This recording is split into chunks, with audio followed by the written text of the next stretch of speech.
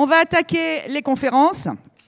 Alors pour celle-là, comme disait l'autre, la vie n'est pas un long fleuve tranquille, surtout en entreprise. Conflits, engueulades sont inévitables et ponctuels de notre quotidien. Voyons, on commence fort. Alors, comment construire des relations durables et fructueuses dans ce contexte?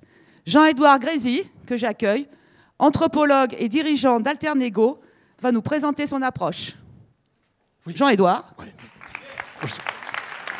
Merci. Merci Axel, merci Karine. Merci de m'accueillir. J'aime beaucoup la calinothérapie également et pourtant aujourd'hui je vais vous parler d'engueulade. C'est mon métier. Je suis médiateur et ce qui m'intéresse c'est comment les relations se font, se créent. Qu'est-ce qui génère la confiance dans une relation interpersonnelle mais aussi dans un collectif? Qu'est-ce qui génère au contraire la défiance et comment la reconstruire? Ce qu'on va voir évidemment a des répercussions sur le monde du travail mais aussi dans le couple. D'ailleurs j'ai envie de vous poser une première question. Quel est le premier facteur de durabilité du couple? Étude réalisée sur 5000 couples. La communication, l'amour, oui, un peu de sentiment, quelques câlins, oui, oui. Autre chose? Les cadeaux, oui. Le sexe, oui. Tout ça est vrai. Mais le premier facteur de durabilité du couple, la confiance, la tolérance, le respect des valeurs, c'est essentiel. Eh bien, d'après une étude réalisée sur 5000 couples, réalisée en Suisse, le premier facteur de durabilité du couple, tenez-vous bien, c'est la manière dont on gère les conflits. Les couples qui durent le plus longtemps ne sont pas ceux qui s'engueulent le moins, mais ceux qui s'engueulent le mieux. Voilà. Comment s'engueuler sainement dans toutes ces tensions du quotidien qui ne peuvent qu'immanquablement survenir, ne serait-ce qu'avec les enfants, ces adorables bambins, adorables adolescents éventuellement quand ça survient. Et évidemment, tout ce qu'on va voir fonctionne au sein du monde du travail, et c'est pareil, j'ai envie de vous dire que les équipes qui fonctionnent le mieux ne sont pas celles qui s'engueulent le moins, mais celles qui s'engueulent le mieux. Et comme le disait Karine, on est sur un vrai sujet, puisque on voit que toutes les statistiques vont dans le même sens, il y a un niveau de désengagement qui progresse dramatiquement. Karine disait 6% de personnes activement engagées qui participent activement aux résultats de l'entreprise en France. Au niveau mondial, on est à combien à peu près? Au-dessus ou en dessous? On est au-dessus, c'est difficile de faire moins, mais on est vraiment beaucoup dessus. 9. On est au double à peu près, 13%. Aux États-Unis, on est autour de 30-33%, ça représente à peu près 500 milliards de dollars de pertes, de manque à gagner par an. En France, 6% de personnes activement engagées, d'après Gallup toujours, ça représente 90 milliards de manque à gagner par an. Donc il y a une réserve de productivité et puis de bien-être évidemment dans les organisations qui est assez intense. Ce qui m'intéresse et ce que je voudrais voir avec vous ce matin, c'est d'où ça vient. Plusieurs clés de lecture, si on a une approche un peu systémique. Ça peut venir de l'individu, du collectif ou de l'organisation. Ça peut venir des trois d'ailleurs. Qui pense que ça vient plutôt de l'individu? On est peut-être face à un problème de génération. Les Y sont moins engagés que les X ou les baby-boomers en leur temps. Vous pouvez lever la main qui pense que ça vient plutôt des jeunes sur le marché du travail ou des changements de mentalité. Oui, vous êtes deux courageux. Effectivement, ça ne vient pas de l'individu. En tout cas, au départ, vous rencontrez beaucoup de candidats qui arrivent en disant « je ne suis pas hyper motivé pour le job, mais il faut bien faire bouillir la marmite, alors travailler ici ou ailleurs, pourquoi pas ?» En général, vous n'allez pas les choisir et ils ne passeront pas la période d'essai. Ils deviennent désengagés, voire activement désengagés par la suite, selon la manière dont ça se passe au sein de l'entreprise ou de l'équipe. Qui pense que ça vient plutôt de l'organisation? On est peut-être face à des problèmes structurels. Il y a des organisations trop pyramidales, avec des charges de travail mal réparties, une perte de sens. Oui, là, il y a plein de mains qui se lèvent d'un coup, ce qui me fait penser qu'il y a pas mal de managers dans la salle. Parce qu'effectivement, alors évidemment, ça peut être le cas, ça peut être le cas, mais d'après Gallup, c'est pour 70% un problème lié à l'équipe, et pour 30% seulement un problème lié à l'organisation. 30%, c'est pas rien. Évidemment, l'organisation compte, joue. Quel est l'environnement de travail, quelles sont les perspectives de carrière, les accompagnements. les répartitions des charges de travail, etc., la justice fonctionnelle en interne. Ça joue, évidemment, c'est un vrai sujet RH, mais c'est à 70% un problème lié à l'organisation de l'équipe, et c'est ce que je vous propose de voir ensemble. Comment redonner l'envie d'avoir envie, comme disait Johnny, comment donner envie d'offrir de soi aux autres, à l'équipe, au projet, à l'entreprise. Pour ce faire, je vais faire un petit détour avec un exercice qui va vous demander d'utiliser tout votre cerveau de manière intensive pendant 2 minutes. Vous êtes prêts? Oui? Alors attention, certains d'entre vous connaissent peut-être l'exercice. Comment accrocher cette bougie au mur de sorte et l'allumer de sorte que la cire ne coule pas sur le mur ou sur le sol? Vous disposez d'une boîte de punaises, d'une pochette d'allumettes et d'une bougie. Comment accrocher la bougie au mur et l'allumer de sorte à ce que la cire ne coule pas sur le mur ou sur le sol? Voilà. Dès que vous avez trouvé, vous pouvez lever la main. 2 déjà. 3. Oui, vous pouvez tricher avec votre voisin. 4. 5. 6. Ah, une petite pression sociale qui arrive là. 7, 8, 9, 10, 11. Oui. 12. Vous avez le point? Oui. Pour ceux qui rament encore, si on sort les punaises de la boîte, est-ce que c'est plus facile? Bah oui. La solution est la suivante. Retirer les punaises de la boîte, accrocher la boîte au mur et fixer la bougie. C'est très simple une fois qu'on a évidemment la solution. Pourquoi cet exercice? Parce que cet exercice a été réalisé à grande étude dans différents pays avec des incitations financières. Par un chercheur qui s'appelle Edward Deci. Il a réalisé cette étude notamment en Inde, avec 3 types d'incitations financières sur 3 groupes. Premier groupe, il leur dit le premier qui résout cette énigme obtient 4 roupies. À l'époque, c'est l'équivalent d'1 jour de travail. Deuxième groupe, le premier qui réussit obtient 40 roupies, l'équivalent de 15 jours de travail. Et puis le dernier groupe obtient 400 roupies, l'équivalent de 5 mois de travail. Et on chronomètre. Et à votre avis, quel est le groupe qui réussit le plus vite? Le moins payé? On est mal si c'est vrai. Ça voudrait dire que les mieux payés dans l'entreprise sont les moins agiles pour résoudre ce type de problème. Il y a moins d'enjeux. Vous avez raison. C'est systématique, ça a été fait dans plusieurs pays, ce sont les moins payés. Ce sont les moins bien payés qui résolvent cette énigme. C'est un problème dit de la fixité fonctionnelle. Ça veut dire quoi? Ça veut dire que le cerveau doit réfléchir pour trouver une solution par lui-même, c'est-à-dire sortir les punaises de la boîte.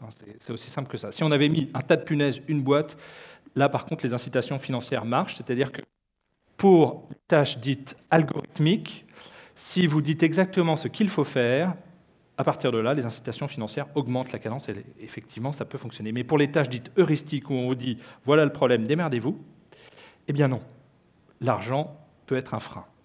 Edward Deci, à travers cette expérience, illustre qu'il y a 2 types de motivations au travail. Les motivations dites extrinsèques, l'argent, le statut, les perspectives de carrière, et les motivations intrinsèques. C'est quoi les motivations intrinsèques? Motivation intrinsèque. Qu'est-ce qui peut nous faire réussir cet exercice comme ça, spontanément? L'épanouissement, le plaisir d'y arriver, tout simplement. Oui. L'autonomie, la liberté qu'on a de le faire, le sens qu'on y trouve, le plaisir partagé de le faire avec des collègues, etc. Et effectivement, les motivations intrinsèques sont beaucoup plus puissantes dans la durée en termes d'engagement et de motivation que les motivations extrinsèques. Je ne suis pas en train de vous dire qu'il faut moins bien payer vos collaborateurs pour qu'ils soient plus engagés. Ce que nous dit Edward Deci, c'est pas fromage ou dessert, c'est et en même temps, il faut être, si possible, mieux payé que le marché, et en même temps, mettre le paquet sur les motivations intrinsèques. Alors, comment ces motivations intrinsèques sont distribuées et comment les utiliser au quotidien dans une équipe? 4 leviers. Le premier levier, très courant, effectivement, c'est le pouvoir. Au niveau des équipes, qu'on gère des équipes ou des projets, on a un certain pouvoir qui nous est conféré. Et puis certains se disent, ça va un peu plus vite, je commande, tu exécutes. À l'ombre des grands chênes ne poussent que des glands. Pourquoi dégrader mon lumineux projet avec des gens moins comprenants? En termes d'implication, vous vous doutez bien que ce n'est pas ce qui génère les personnes activement engagées. Il y a un adage très connu qui le résume parfaitement. Plus on m'impose, plus je m'oppose. Plus on m'implique, plus je m'applique. Mais effectivement, on s'aperçoit qu'on a encore dans beaucoup d'organisations une approche assez Louis XIVe du management. Très, très répandue. Je voyais récemment quelqu'un qui travaille en hôpital qui me disait « Pour étudier la qualité de vie au travail dans un hôpital, je regarde tout de suite quel est le nombre d'arrêts de travail courts. » Et en général, si c'est très important, ça veut dire que les décisions sont prises sans concertation, sans prise en compte des individus, sur un tableur Excel, et les gens juste essayent de digérer les décisions et donc font comme ils peuvent, sans jamais être intégrés dans l'équation du service. Deuxième levier, les règles. Et heureusement qu'il y a des règles. Une organisation sans règles, c'est pareil de la vie privée. C'est quoi un enfant sans règles? Un voyou, un psychopathe. Il a besoin d'un cadre, vous voyez, pour être assuré aussi sur son niveau d'autonomie. Ça évite de répéter tout le temps la même chose, ça sécurise l'ensemble, mais vous vous doutez bien qu'en termes d'implication, les règles, ça génère aussi une rigidification. Ce n'est pas ce qui permet de prendre le plus d'initiatives. Et si vous avez besoin d'être convaincu, organisez tout simplement ce qu'on appelle une grève du zèle. C'est-à-dire vous faites uniquement ce qui est écrit sur votre fiche de poste, quand vous avez une fiche de poste, ce qui n'est pas toujours le cas, mais pas toujours très précise. Qu'est-ce qui va se passer au bout de combien de temps l'entreprise est paralysée? En général. Vous êtes à la sécurité d'un aéroport, on vous a dit de contrôler les valises, vous ouvrez toutes les valises, au bout de combien de temps vous bloquez l'aéroport? 15 minutes, 20 minutes, mais vous faites uniquement ce qu'on vous a demandé. D'accord? Vous vous doutez bien, et vous le savez, le travail, c'est bien plus ce qu'on nous demande, ça suppose une certaine autonomie pour faire, et les règles ne prennent pas en compte les situations particulières et génèrent des inéquités, puisque chacun a des intérêts particuliers. D'où ce troisième levier, la négociation. Et effectivement, question, depuis la sonnerie du réveil matin jusqu'au réglage du réveil matin, vous voyez le soir, une journée bien remplie, quel est le pourcentage de décisions que vous pouvez prendre seul, sans l'accord de personne? Seul, sans l'accord de personne. Qui fait le café, comment s'habillent les enfants, qui s'occupe de ce dossier, qui rappelle ce client, qui fait le compte-rendu, qui gère le problème, qu'est-ce qu'on fait après le dîner, à quelle heure on se couche? Qui pense pouvoir prendre plus de 80% de décisions seules, sans l'accord de personne? Levez la main. Vous êtes une dizaine. Qui pense pouvoir prendre 50% de décisions seules, sans l'accord de personne? Ouais, vous êtes déjà beaucoup plus nombreux, au moins une cinquantaine. Et qui pense pouvoir prendre 20% de décisions seules, en moyenne dans une journée? À peu près la même chose. Eh bien, évidemment, tout dépend de votre environnement personnel et professionnel. Si vous êtes célibataire et que vous travaillez sur un projet secret au sein de l'entreprise, forcément, oui, vous négociez moins que celui qui a une famille nombreuse, qui travaille sur des projets transverses au sein d'équipes multiples. Ça a été mesuré, en moyenne, on passerait près de 80% de son temps à négocier. Et ça s'explique très facilement par l'étymologie même de la négociation, neg ocium. Neg, ça veut dire ne pas. Ocium, c'est la même racine latine que l'oisiveté. Donc, négocier, c'est l'essence même du travail. Et heureusement, beaucoup de négociations sont tacites. Je me suis mis d'accord avec Axel, par exemple. Axel m'a dit qu'elle s'occupait de ce dossier. Je n'ai pas à renégocier tous les jours. Axel s'occupe de ce dossier. Mais peut-être qu'un matin, Axel me tombe dessus à la machine à café et me dit « Jean-Édouard, je ne suis pas d'accord avec ce point. » Là, il y a deux possibilités. Soit j'ai suivi un atelier à la Fabrique du Changement et je lui réponds « Axel, si tu n'es pas d'accord avec ce point, c'est que certains de tes intérêts ne sont pas satisfaits. Prenons donc le temps de discuter pour redéfinir ensemble un terrain d'entente. » Soit je n'ai pas bu suffisamment de café, je ne suis pas encore aware à la négociation et je réponds « Axel, je ne veux pas le savoir, c'était pour hier, tu te démerdes. » Et là, je vais découvrir le style d'Axel. Soit Axel aime le conflit, et elle va me répondre « joue pas comme ça, tu sais jamais jusqu'où ça ira. » Ça va chauffer. Okay, elle va peut-être prendre la position de l'œuf cosmique, etc. Ça va être chaud. Soit Axel a horreur du conflit, elle va quitter la machine à café, aller voir directement Karine et lui dire « T'as vu, Jean-Édouard, c'est un connard. » l'agressivité sera active ou passive, vous voyez, mais il faudra bien que ça sorte. Vous voyez que la plupart des situations conflictuelles viennent tout simplement des situations qui ne sont pas considérées comme des négociations. Négocier, c'est intégrer l'autre dans son équation personnelle. Négocier, ça suppose aussi quelques principes. J'en donne deux. Premier principe, vous le connaissez, pas de concession sans contrepartie. Ça, c'est évident. Si vous commencez à donner sans recevoir en retour, en négociation, vous envoyez comme message à l'autre qu'il peut obtenir plus. Il y a un proverbe africain qui dit « Vous ne rendrez jamais un lion végétarien en lui donnant des steaks à manger. » Plus vous lui donnez, plus il revendique. Et ça marche aussi avec les enfants dès le plus jeune âge. Vous rentrez chez vous, vous tombez sur un petit qui fait 1m10. Parfois, vous dites, celui-là, il va peut-être pas me faire chier, il fait 1m10. Vous êtes tenté par le pouvoir, parfois. Sauf qu'il a vu que vous aviez 2 talons d'Achille. D'abord, vous n'aimez pas le voir souffrir au-delà d'un certain seuil, normalement. Vous avez un peu d'empathie. Et puis, vous avez peu de temps libre, alors que lui, il en a. Vous voyez ? Il peut vous pourrir une soirée avec des tactiques déloyales hyper simples d'accès, vous voyez, genre un disque rayé. Je vais aller au manège, je vais aller au manège, je vais aller au manège, je vais aller au manège. Parfois, vous dites, OK, on sort, sinon je vais devenir fou. Mais au moment où vous cédez, vous envoyez quoi comme message à l'autre ? Vous êtes foutu. Je ne veux pas dormir. Le disque rayé, il a ce qu'il veut. Pas de concession sans justification ou contrepartie. Deuxième règle d'or en négociation. À l'issue de la négociation, on tombe d'accord sur un objectif qui sera clarifié, qui donne quoi, quand, où. On quantifie ce qui circule entre nous, car si l'objectif est flou, la connerie sera certaine. Tant si vous rentrez chez vous ce soir, et je vous le souhaite, et vous tombez sur un conjoint, un proche, un ami, et vous lui dites « Écoute, je veux bien faire la cuisine, mais qu'est-ce que tu as prévu en échange ?» Pas de concession sans contrepartie. Et puis, vous avez un enfant qui s'avance vers vous et qui vous dit « Est-ce que tu m'aimes ?» Et vous lui dites « Je veux bien t'aimer, mais est-ce que tu as rangé ta chambre ?» Et puis demain, vous avez un collègue qui vous demande de l'aide et vous lui dites « Je veux bien t'aider, mais qu'est-ce que j'y gagne ?» Vous êtes devenu négomaniaque. Vous allez finir seul. Vous allez finir seul et ce n'est pas ce qu'on vous souhaite. Car il y a un 4e registre extrêmement important dont on va dire quelques mots, qui me passionne, à savoir le don. 4e registre où les choses sont faites presque spontanément. Le don se distingue de la négociation par 2 dimensions. La première, le don est inconditionnel. L'amour est inconditionnel, le respect est inconditionnel, la confiance est inconditionnelle. Et il est parfaitement ignomineux de demander à un enfant qu'il se conforme à nos vœux pour être digne d'amour, de respect et de considération.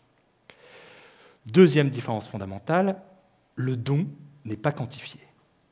D'accord ? Quand vous faites un cadeau, vous cachez le prix. Quand vous rendez un service, ça ne se fait pas de dire « j'ai passé 3 heures », etc., etc. Pourquoi ?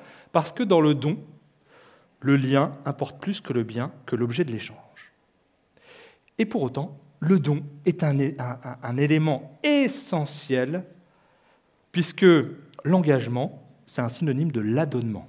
Qu'est-ce qui me donne envie d'offrir de moi aux autres, au collectif ?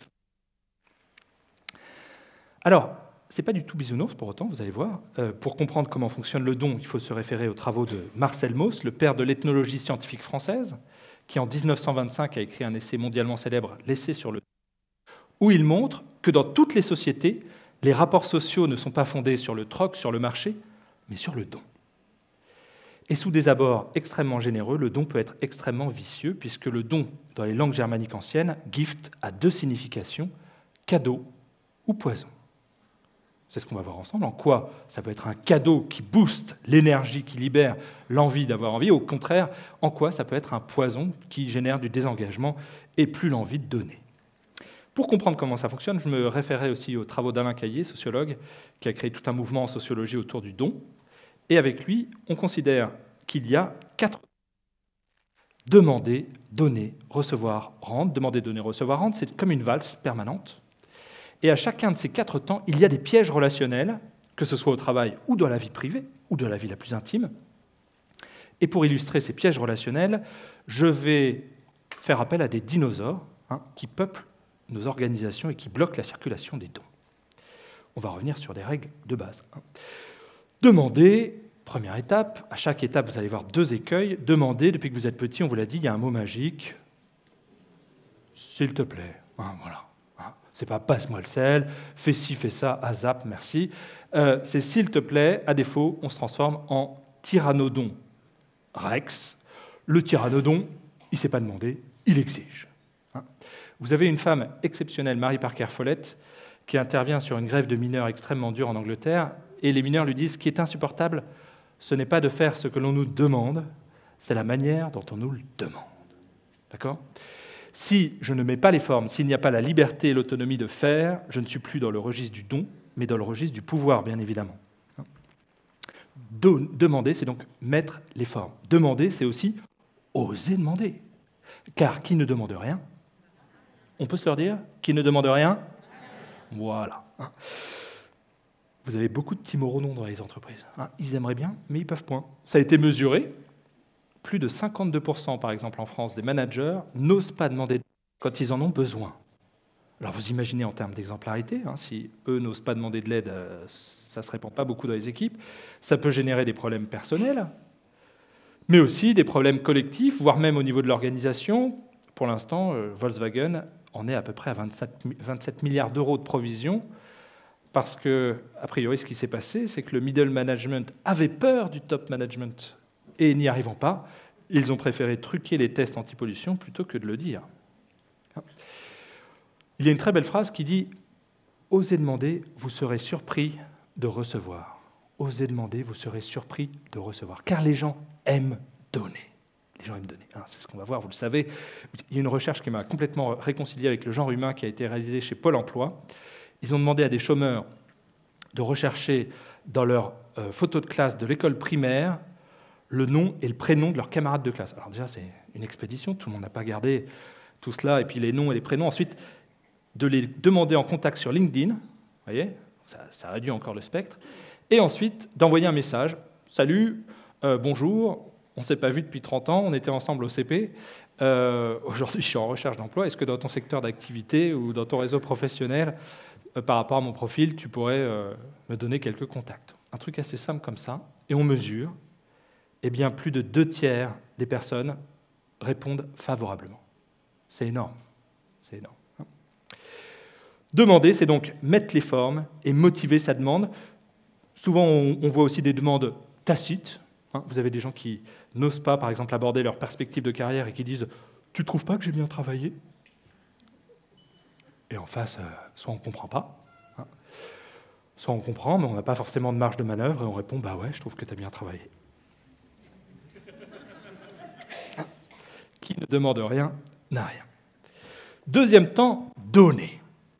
Donner, c'est un mouvement actuellement en psychologie positive où, et ça a été prouvé d'ailleurs, donner serait le secret du bonheur. Anatole France le disait. Le disent aussi. Plaisir de... Pourquoi donner est le secret du bonheur? Qu'est-ce qui se passe quand on donne? Qu'est-ce qui se passe? On se sent plus léger, oui. Mais en plus, qu'est-ce qu'on produit chez l'autre? Du plaisir, de la gratitude. Ils ont fait une expérience, ils donnent à des étudiants 5 $, ils mesurent leur niveau de bonheur, ils leur disent « Achetez-vous un truc qui vous fait plaisir ». Le niveau de bonheur monte, et juste après l'achat, qu'est-ce qui se passe? Pouf, ça retombe. C'est pour ça qu'on attend les soldes pour faire beaucoup d'achats, pour maintenir le niveau de bonheur. Ça redescend très vite. Deuxième groupe, ils leur donnent la même somme, ils leur disent « Cette fois-ci, vous allez dépenser cette somme pour qui vous voulez, une cause, un ami ». Et le niveau de bonheur perdure jusqu'au lendemain matin. Il y a un effet de perduration sensible, beaucoup plus long. Encore faut-il ne pas trop donner. Vous avez dans certaines entreprises des mégalodons. C'est-à-dire ils écrasent l'autre par leur générosité. Vous voyez, c'est le principe du mafieux. Tu me dois rien, je te paye tes études, t'inquiète. Mais un jour, je viendrai vers toi, tu ne pourras plus rien me refuser. Donner, c'est permettre à l'autre de donner à son tour. Ce n'est pas le mettre en situation d'être éternellement redevable, évidemment. Donner, vous le savez aussi, c'est donner. reprendre, c'est voler. On a encore dans les entreprises des arpadons, pourtant petits ils le savent, donner c'est donner, reprendre c'est voler, mais ils ont du mal à déléguer parce que c'est leur dossier, leur projet, leur bébé, et ils ne donnent pas vraiment l'autonomie qui permet de faire, ils n'accompagnent pas la montée en compétences, et du coup, si on ne donne pas vraiment, forcément, il n'y a pas de possibilité de faire. Donner, c'est le faire pleinement, et le faire à bon escient. Troisième temps, si vous me suivez toujours, demander, donner, recevoir, c'est le temps qui me passionne le plus, parce que peut-être le moins bien compris. On disait qu'il y a autant de générosité à donner qu'à recevoir. Et ça, la psychologie positive ne l'a pas toujours bien compris. Pourquoi il y a autant de générosité à donner qu'à recevoir? Pourquoi? Qu'est-ce qui se passe quand on reçoit? On fait plaisir à l'autre. Vous avez l'abbé Pierre qui l'a très bien compris. Un jour, en 1949, il se retrouve à Neuilly-sur-Marne et on lui amène quelqu'un qui vient de faire une tentative de suicide. Et ce gars lui dit « Qu'est-ce que tu veux pouvoir me donner? Plus rien ne me raccroche à la vie. » Et il lui dit « C'est vrai, j'ai rien à te donner. Par contre, moi, j'ai besoin d'aide. Je lance un projet Emmaüs, aider des sans-abri. Est-ce que toi, tu veux m'aider ?» Le gars dit « Tu veux que moi, je t'aide ?»« Ben oui. » Qu'est-ce qu'il fait en acceptant un don de quelqu'un qui n'a plus rien à perdre? Il lui restitue sa dignité d'homme. L'abbé Pierre disait « La misère, c'est l'impossibilité de donner. La résilience, c'est la possibilité de donner à nouveau. » Et ce que nous dit Marcel Mauss, c'est que l'essence de nos liens se situe dans la dette. Tant que je suis en lien, je suis en dette. Si je ne veux plus être en lien avec quelqu'un, on solde nos comptes, on est quitte, on n'a plus besoin de se voir. Tant que ça circule, on est en lien. Deux écueils. Le premier, qui refuse un don. C'est violent, parce que dans le don, et on l'oublie au travail, on a une conception, la conception du travail comme un contrat de travail, c'est une conception très très récente dans l'humanité, 19e siècle. Le travail, c'est l'activité humaine. Quand je donne une idée, quand je propose mon aide, quand je fais un compliment, etc., j'y mets aussi de mon identité professionnelle, j'y mets de ma personne, j'y mets de mon cœur, j'y mets de mon âme. Et quand on refuse mon don, on refuse aussi ma personne d'une certaine manière. C'est pour ça qu'on dit aux enfants, non, mais tu ne dis pas que tu ne l'as pas, tu ne dis pas que c'est moche, tu vas vexer. Et effectivement, ça vexe. Marcel Mauss nous montre, par exemple, chez les Maoris, que circule plus que la chose donnée chez les Maoris. Ils ont un terme pour ça, le H, H-A-U, l'esprit de la chose donnée. Et vous avez tous dans vos familles des objets sans aucune valeur matérielle, mais chargés d'âme, parce que portés par un grand-père, une grand-mère, etc. Deuxième écueil, très répandu, c'est une catastrophe. Pourtant, depuis que vous êtes petit, vous le savez, quand vous recevez quelque chose, il y a un mot magique, peut-être le plus important dans la vie, c'est « merci ». Merci. Le mot le plus important. Ça a été mesuré. Quel est le pourcentage de collaborateurs dans les entreprises qui se sentent reconnus par rapport à ce qu'ils donnent? 30%. On a des raptoudons. Ils prennent, c'est normal. Aucune gratitude.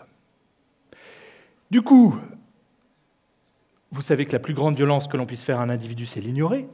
Et à défaut d'être reconnu positivement, le conflit peut devenir une lutte pour la reconnaissance. Vous voyez ? À défaut de reconnaissance positive, je peux basculer dans la reconnaissance négative. On confond reconnaissance matérielle, donner une prime, etc., payer un salaire, et la reconnaissance immatérielle. Être capable de reconnaître, certes, les résultats, mais aussi les efforts, même si les résultats ne sont pas là. Reconnaître les compétences qui ont dû être développées pour y arriver, reconnaître aussi les individualités, fêter les anniversaires, etc., etc. On observe sans arrêt des luttes pour la reconnaissance dans les organisations qui prennent une ampleur assez phénoménale aujourd'hui. Recevoir, c'est accepter d'être en dette et manifester sa gratitude. Dernier temps de la valse, demander, donner, recevoir, rendre. Deux derniers écueils. Le premier, on en a déjà parlé, c'est l'ankylodon. Il confond le don et la négociation. Vous avez une série sur Canal+ qui s'appelle Bref, 1 minute 30, et il y a un épisode qui s'appelle « J'ai un pote à condition suspensive ». C'est exactement ça. Chaque fois qu'il donne quelque chose, il a un tic de langage, « Je veux bien t'aider, je veux bien t'aider, mais tu... » Et il conditionne systématiquement tout ce qu'il rend à des contreparties, et donc il va se retrouver seul. C'est d'autant plus dommage que lorsque les dons et les contre-dons s'accélèrent dans une relation. Don contre don. Mais ça ne se fait pas comme ça. C'est comme le renard et le petit prince. Vous voyez, le renard, il s'approche du petit prince, il dit « Tu veux être mon pote ?» Il dit « Non, attends, on va se rapprocher doucement. On va faire « Toc, je te donne, hop, tu me rends, Tiens, ça match, on intensifie, et progressivement, on peut arriver à ce qu'on a appelé l'endettement mutuel positif. Il y a tellement de dons et de contre-dons qui circulent dans notre relation qu'on ne sait plus si on est débiteur ou créditeur. Et c'est exactement ce qu'on recherche, car on n'a plus besoin de compter. C'est pour ça qu'on dit, quand on aime, on ne compte pas. Mais quand même, dans sa tête, on sent.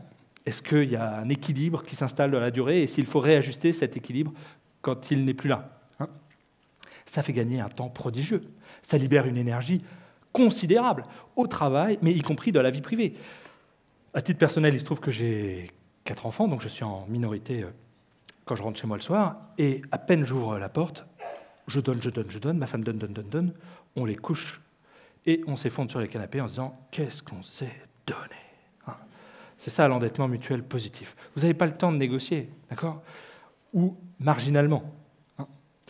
Dernier écueil, celui qui donne, mais qui ne reçoit jamais rien en retour. Pourtant, vous le savez, toutes les expressions le disent. Trop bon, trop con. À défaut de pouvoir rendre, ça peut être très violent, pour se libérer de la dette, nous pouvons mépriser l'autre à la hauteur de ce que l'on se sent redevable. Vous voyez ? Il y a un proverbe africain qui dit « Quand tu es bon une fois, tu es bon et c'est bien, fais le bien. Mais quand tu es bon 2 fois, et j'ajoute sans contre-don, tu deviens bonbon et on te mange. » Ça peut aller très vite. Vous voyez que le don et le contre-don, c'est un peu comme une valse, on a dit, comme l'inspiration et l'expiration dans le souffle de la vie. Ça ne s'arrête jamais. Ça marche, évidemment, dans une relation interpersonnelle, mais ça marche aussi au sein d'un collectif. C'est comme le ballon dans une équipe de foot. A donne à B, qui donne à C, qui donne à D, qui rend à A, etc. Si personne ne sait demander, donner, recevoir ou rendre le ballon, il n'y a aucune victoire possible, quelle que soit la force des individualités qui constituent l'équipe.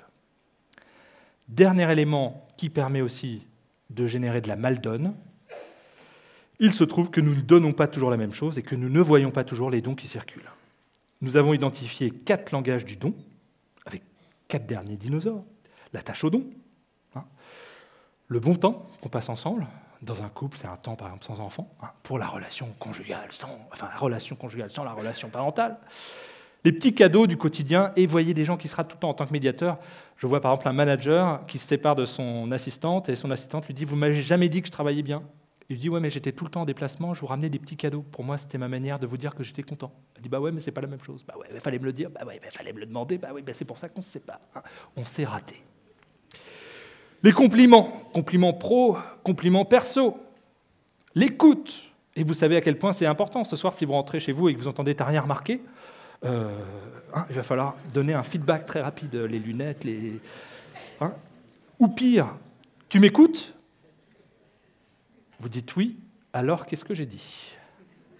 Là, vous sentez que l'écoute, c'est vraiment une écoute active qu'on attend de l'autre. Est-ce que je suis vraiment présent à l'autre dans ce qu'il me dit? 3e langage, l'assistodon, l'entraide, très important. Et puis un des langages du don qui est le plus phénoménal comme facteur chance de la vie, les recommandations. Les recommandations. Chacun dispose d'un réseau de 300 personnes. Et aujourd'hui, même à l'heure des réseaux sociaux, plus de 55% des business se font par recommandation. 60% des rencontres amoureuses, malgré Tinder mythique, se font encore par des recommandations de personnes physiques qui disent « Tu devrais rencontrer un tel de ma part, etc. Vous cherchez un amoureux, vous cherchez un emploi, vous cherchez un collaborateur, un médecin, tout ce que vous voulez, votre réseau social. Vous avez un coup dur dans la vie, votre réseau social. » Et enfin, dernier langage, l'inspirodon, partager ses idées, partager ses compétences, augmenter la compétence de ses collègues pour gagner du temps dans la réussite des projets collectifs. Ça suppose effectivement un niveau de confiance, ça suppose aussi de la gratitude, encore une fois, quand ça arrive. Et on voit qu'on n'est pas toujours orienté sur les mêmes langages. Alors, quand il y a maldonne, qu'est-ce qu'on fait? On ne donne pas ce qu'on... L'autre ne voit pas ce qu'on donne, on ne reçoit pas ce qu'on attend, l'autre ne donne pas assez, on a l'impression de toujours donner, etc. Qu'est-ce qu'on fait quand il y a maldonne? Qu'est-ce qu'il faut faire? Qu'est-ce qu'on fait? On se désengage? Comme 94%? On fait la gueule? On arrête de donner? On donne à d'autres? Regardez les enfants, parce que chez les enfants, c'est naturel. Ils ne sont pas encore pollués. Quand vous ne lui donnez pas ce qu'il veut, ou quand il a l'impression de donner plus que ses frères ou sœurs, qu'est-ce qu'il fait? Il fait la gueule, il se désengage, il revient à la charge. Parce que dans son cerveau, il y a un truc qui se produit, il dit « Ok, on va changer de registre décisionnel. On va basculer en mode négo. Quand tu me dis non, pourquoi non ? Et si on faisait ça comme ça, ou comme ça, ou comme ça, ou comme ça ?» L'agilité, la capacité de maintenir nos liens, c'est deux choses. Il faut que des dons et des contre-dons circulent, mais il faut aussi gérer la mal-donne, négocier, sortir de l'informel pour aborder les sujets qui fâchent, restructurer la relation quand elle bat de l'aile. Une relation durable ne peut pas fonctionner sans une certaine, le mot est horrible, mais hygiène relationnelle, sans une capacité d'échanger sur les dysfonctionnements qui ne peuvent qu'immanquablement survenir. La négociation, c'est un état d'esprit, et vous retrouvez ça chez l'enfant. La curiosité, dès que ça bloque, pourquoi ça bloque, pourquoi il fait la gueule, pourquoi il est contrarié, tac, tac, je suis curieux, je cherche à comprendre plutôt que de chercher à convaincre en quoi il est bête. De la créativité, trouver des solutions pour sortir du blocage. Et 3, la ténacité. Vous regardez un enfant, ça lâche beaucoup moins qu'un adulte, c'est même chiant. Mais entre le côté chiant d'un enfant et le côté trop policé parfois d'un adulte qui dit « Ah bon, il n'est pas d'accord ?» Non, il faut retrouver le juste milieu. Alors, en conclusion, vous voyez qu'il y a finalement 2 sens pour gérer les équipes, les projets, la vie familiale, même les clients, j'ai envie de vous dire, les fournisseurs. Un sens top-down, qu'on appelle le command and control, le pouvoir et la règle. Alors effectivement, le pouvoir, il y a 2 notions chez les latins. Le potestas, le pouvoir qu'on vous donne, le pouvoir hiérarchique, mais il y a une autre notion, l'auctoritas, l'autorité. Et l'autorité, on ne vous la donne pas. L'autorité, ça se gagne. Et l'autorité, c'est dans l'autre sens. D'abord, créer l'écosystème qui favorise cet adonnement, cet engagement, cette envie d'offrir de soi, cette confiance qui permet de le faire. Ensuite, cette nécessité de réguler les tensions qui arrivent quotidiennement dans une équipe et un collectif, dans une relation interpersonnelle, négocier. Et puis négocier aussi quand il faut quantifier, préciser les choses. Si ça ne marche pas, recadrer en reposant les règles. Et en ultime dernier recours, utiliser le pouvoir, car il n'est légitime qu'après avoir tout essayé. Et là, on a une autre forme de leadership qui effectivement libère les énergies, sachant que le premier facteur de bonheur sur Terre, c'est quoi ? Vous le savez, d'après la plus vieille étude en sciences sociales réalisée depuis 1938 et qui continue aujourd'hui encore, c'est quoi le premier facteur de bonheur sur Terre ?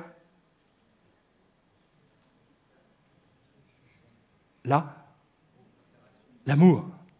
Oui, d'une certaine manière, c'est la qualité des relations aux autres. Ce n'est pas la quantité, c'est la qualité des relations aux autres.